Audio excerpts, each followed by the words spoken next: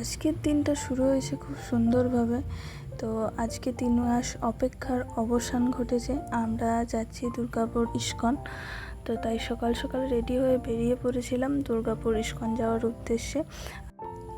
তো যাওয়াটা অনেক দিনের ইচ্ছাই ছিল, যাওয়া হচ্ছিল না টাইম না থাকার জন্য। তো শেষমেশ আমাদের যাওয়া হচ্ছে, তার জন্যে সকালে বেরিয়েই আমরা বাস ধরে নিই। সেদিনকে ছিল ছুটির দিন, তাই আমাদেরকে লোকাল বাস ধরতে হয়েছিল।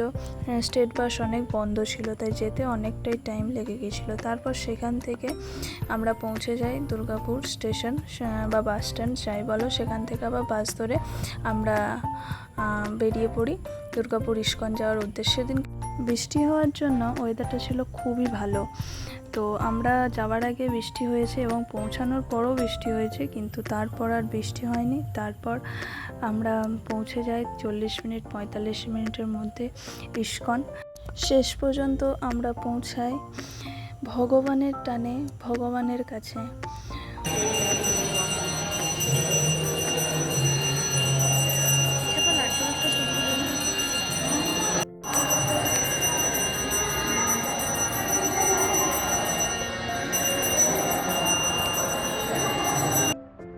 পুজো বা আরতি শেষ হয়ে যাওয়ার পর ওখানেই বসে আমরা ভগবানের প্রসাদ খাই। তো আগেরবারও যখন এসেছিলাম তখনও প্রসাদ খেয়েছিলাম। এটাই একটা বিরাট পাওয়া, ভগবানের প্রসাদ। তো তারপর সেখান থেকে আমরা বেরিয়ে পড়ি টোটো ধরে জাংশন মল যাওয়ার উদ্দেশ্যে। আগেরবারও যখন এসেছিলাম তখনও জাংশন মল গিয়েছিলাম, কিন্তু আমাদের ঘোরা হয়নি। তো এবারে ভেবেছিলাম আমরা দুজনে ভালোভাবে জাংশন মলটা ঘুরবো। কিন্তু এখানে এলে সবথেকে বড় ব্যাপার হচ্ছে, যারা আসবে বা আসছো সবার আগে সময় নিয়ে আসবে।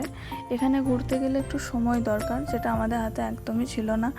তো তার জন্য আমরা কিছুক্ষণ ঘুরে আমরা বেরিয়ে পড়ি।